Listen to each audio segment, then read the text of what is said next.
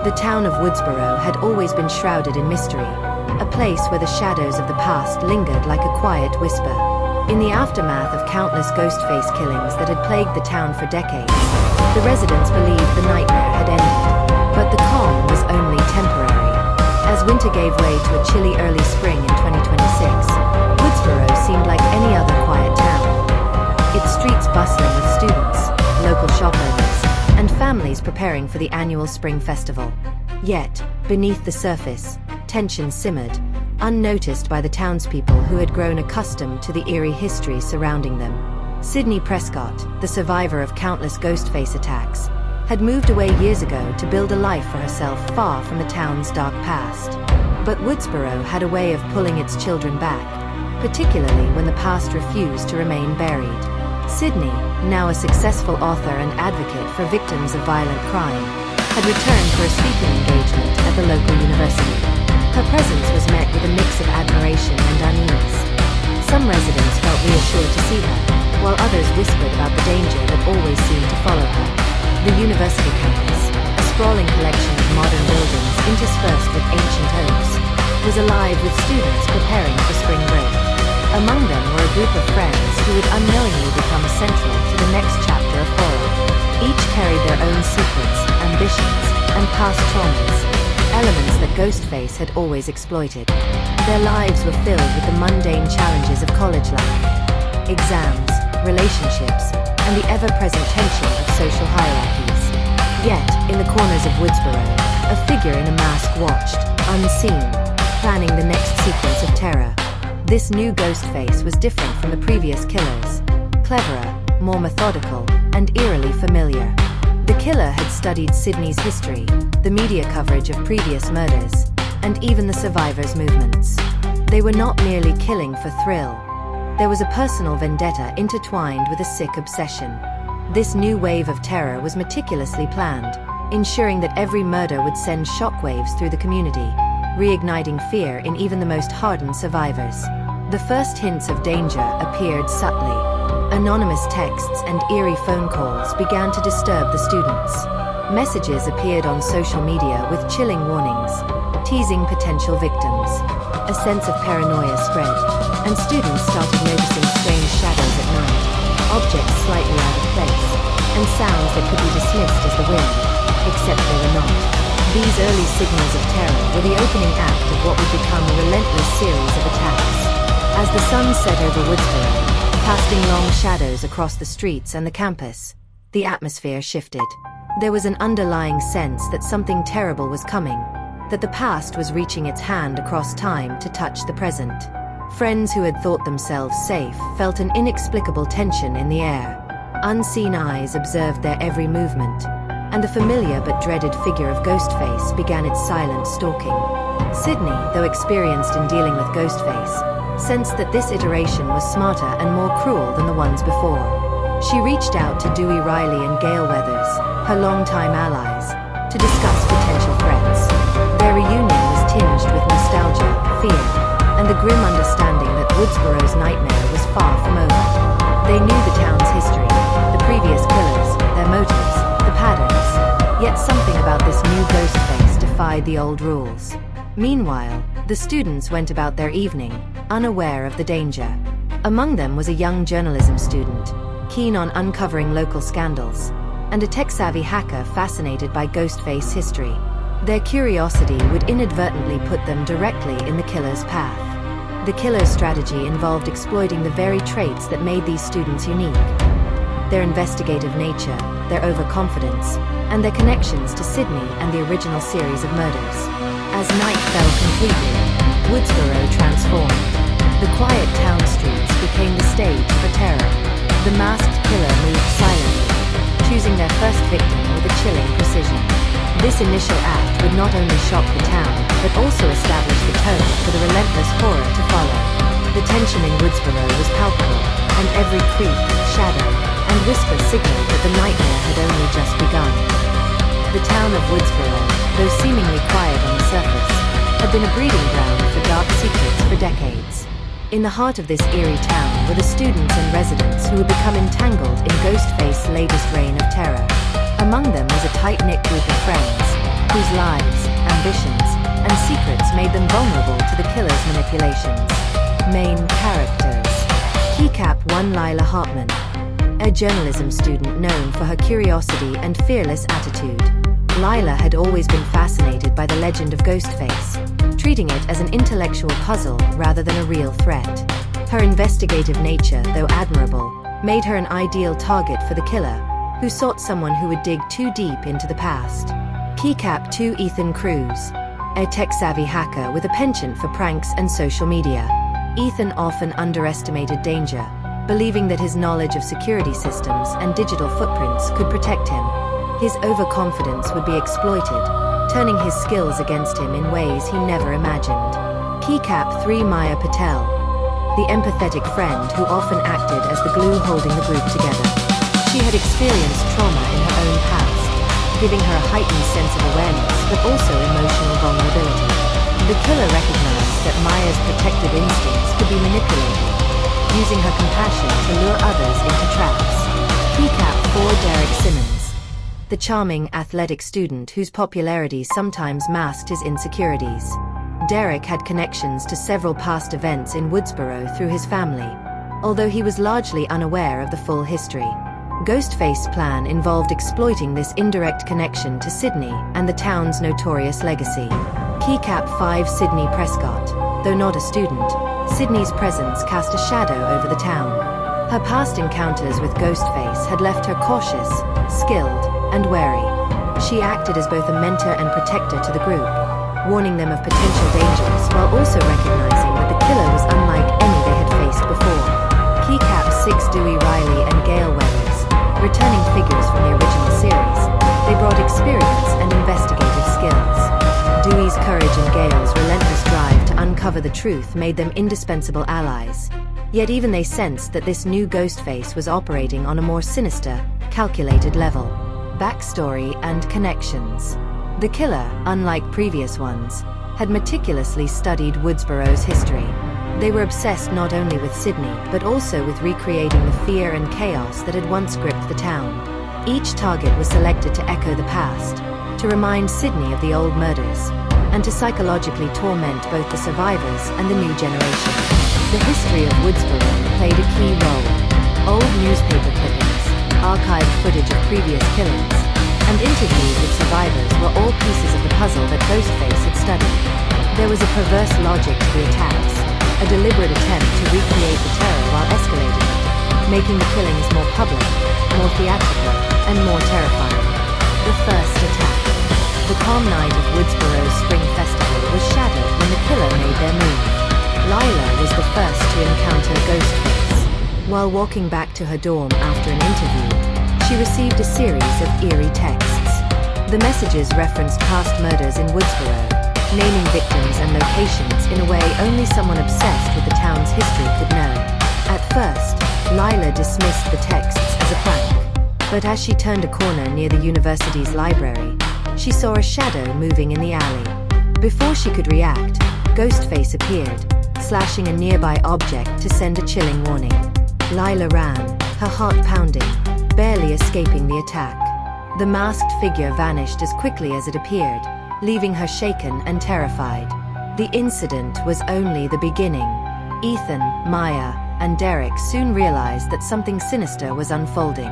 Anonymous messages, broken locks, and strange noises signaled that the killer had already infiltrated the students' world. Ghostface attacks were strategic, aimed at isolating victims and sowing paranoia. Each student felt watched, trapped in a town that seemed to remember every past horror. Sidney arrived at the scene soon after, coordinating with Dewey and Gale. She explained that the pattern matched the old Ghostface killings, but with key differences. This killer was more patient, more cunning, and seemed to have personal knowledge of the victims. The first attack had been a test, a way to gauge reactions and identify weaknesses. Psychological tension. The group's trust in each other began to fracture. Lila's investigative instincts clashed with Maya's protective tendencies. Derek's attempts at bravado sometimes endangered the group, while Ethan's tech experiments inadvertently exposed them. Every corner of Woodsboro, every dark alley, every familiar street became a potential threat. The psychological horror was as potent as the physical danger. Ghostface exploited fear, guilt, and past trauma, ensuring that every member of the group questioned not only the town but also themselves. Who could they trust? Could Sidney truly protect them? And most importantly, what was Ghostface's ultimate goal this time? After the terrifying first encounter, Woodsboro's residents and students were on edge. The quiet town streets, once familiar and comforting, had become treacherous. Every shadow, every distant footstep, and even the wind seemed to carry a sinister presence. Ghostface was no longer just a legend or a lingering fear of the past. The killer had made the town their stage, and the terror had begun in earnest. The students on edge. Lila, still shaken from her initial run-in with Ghostface, insisted on documenting everything. Her curiosity had not waned despite the danger. She began interviewing students, tracking strange events, and revisiting news clippings from past murders, believing that the killer's method might be hidden in the old patterns. Ethan, meanwhile, attempted to use his tech skills to create surveillance and trace the source of the anonymous texts. But the killer had anticipated such moves. Their digital footprints were covered, leaving Ethan frustrated and increasingly aware that Ghostface intelligence surpassed expectations. Maya and Derek tried to keep the group together. They organized check-ins, planned safe routes, and attempted to maintain a sense of normalcy. But Ghostface attacks were not only physical, they were psychological. The killer sent threatening messages, sometimes even imitating voices of loved ones or previous victims.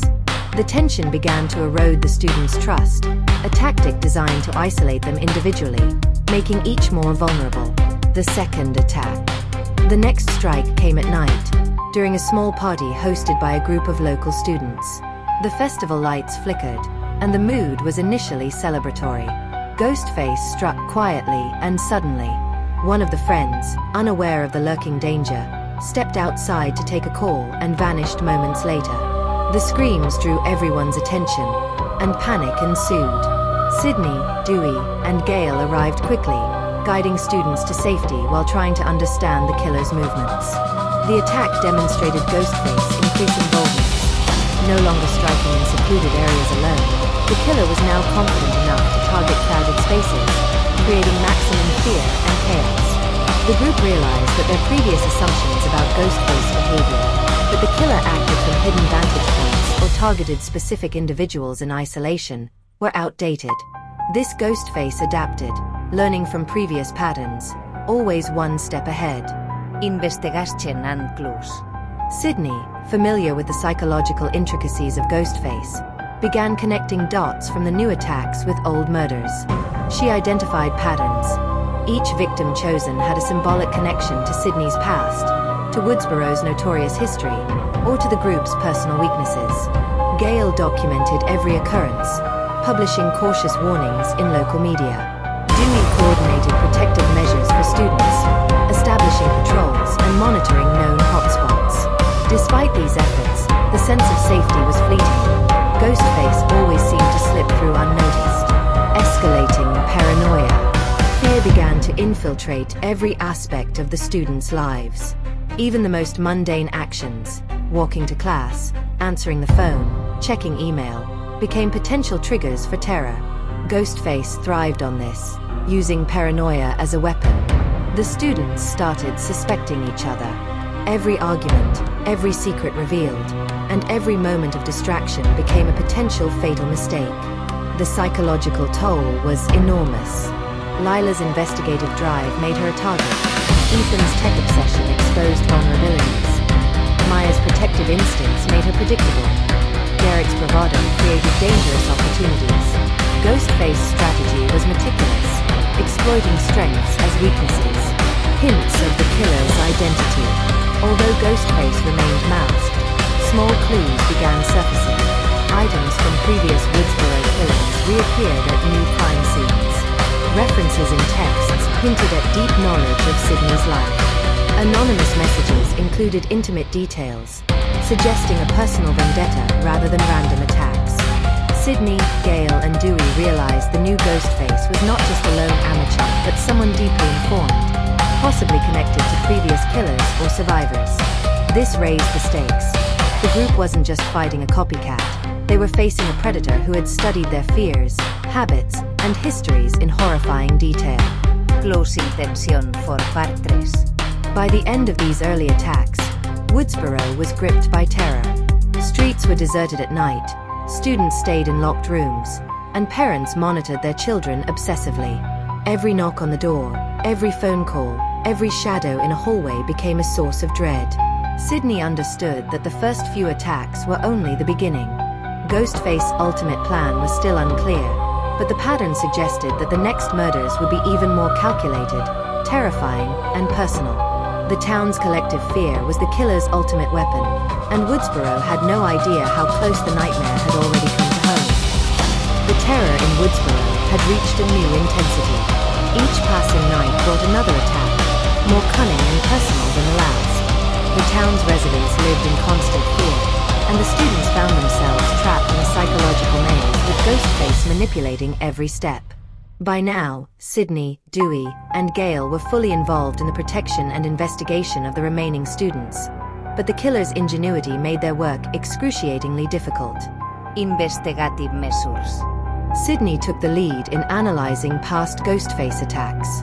She meticulously studied old police reports, news archives, and survivor interviews, trying to detect any overlooked patterns. It became clear that this new killer was replicating elements of previous murders, but adding a modern, twisted variation.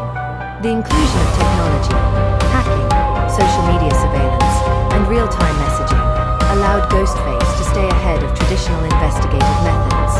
Dewey organized the students into small, watchful groups. They patrolled the campus and surrounding streets, set up makeshift safe zones, and implemented basic security measures. However, Ghostface's adaptability constantly undermined their efforts. Even with the surveillance cameras, the killer managed to slip in and out undetected, leaving taunting messages or symbols that echoed previous attacks, creating an escalating sense of dread. Gale, using her journalistic expertise, published discreet warnings to the public while investigating potential suspects. She interviewed students, faculty, and townspeople, trying to uncover anyone with a motive, a connection to Sidney, or an unusual fascination with Ghostface history. Yet every lead seemed to dissolve into dead ends or red herrings, further heightening the sense that the killer was always several steps ahead. Personal conflicts among the group. The constant threat began to erode trust among the students. Lila's insistence on investigating independently frustrated Maya, who feared that curiosity would only put everyone in danger. Derek's attempts to act heroically backfired, causing near-fatal situations that made the others question his judgment. Ethan, obsessed with uncovering the digital trail, discovered a suspicious pattern in the messages that suggested someone inside the group might be helping Ghostface, though it was a ruse. Sidney tried to mediate these conflicts, but the stress of facing an unpredictable and intelligent killer made rational communication difficult. Ghostface thrived on this tension, exploiting divisions to isolate victims and orchestrate attacks with maximum psychological impact. The third attack. The next attack occurred late at night in the student dormitories. Ghostface chose a victim who had been increasingly reckless, Ethan, who had been snooping through university records and surveillance systems. As he attempted to hack into the campus security feed, the lights suddenly went out, and the power flickered. A shadow moved across the corridor. Silent, deliberate, terrifying. Ethan's survival instincts kicked in, and he narrowly escaped through a fire exit, but not before Ghostface left a calling card. A knife stabbed into a door with a threatening message written in red paint, echoing the style of past murders. This act sent waves of panic through the student body, emphasizing the killer's mastery of psychological warfare. Sidney, Dewey, and Gale immediately convened a meeting with the students to review escape routes, emergency plans, and communication protocols. Despite these precautions, the fear was palpable. Every creak of a door, every gust of wind, every ringing phone became a potential prelude to death. Clues and emerging patterns. While investigating the latest scene, Gale discovered small but crucial clues.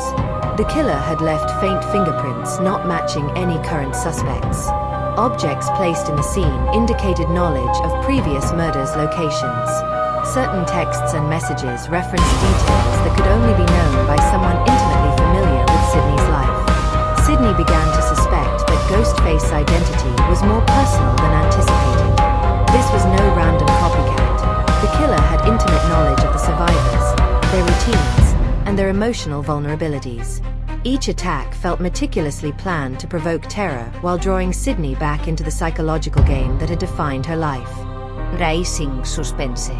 The atmosphere in Woodsboro reached near constant tension.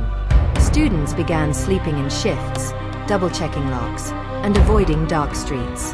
Ghostface, however, remained unpredictable, appearing where least expected. The town itself seemed to conspire with the killer, every empty street and shadowed alley a potential trap. With each new encounter, Sidney and the group realized the stakes were escalating. Ghostface's pattern suggested that the next attack would be more public and calculated, likely aimed at a group of victims simultaneously. The killer's intelligence and adaptability made it clear that survival required more than luck. It required strategy, courage, and an understanding of the killer's twisted psychology. Enough Part 4, tensión escalada. By the end of this stage, Woodsboro was no longer merely a backdrop for horror. It had become a character itself, its streets and buildings manipulated by Ghostface to trap, confuse, and terrorize. Sidney understood that conventional protection and investigation might no longer suffice.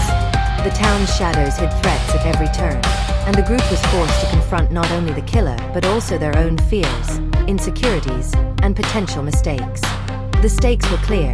If the next attack was not anticipated and countered, lives would be lost, and Ghostface would achieve the psychological domination that had eluded previous killers.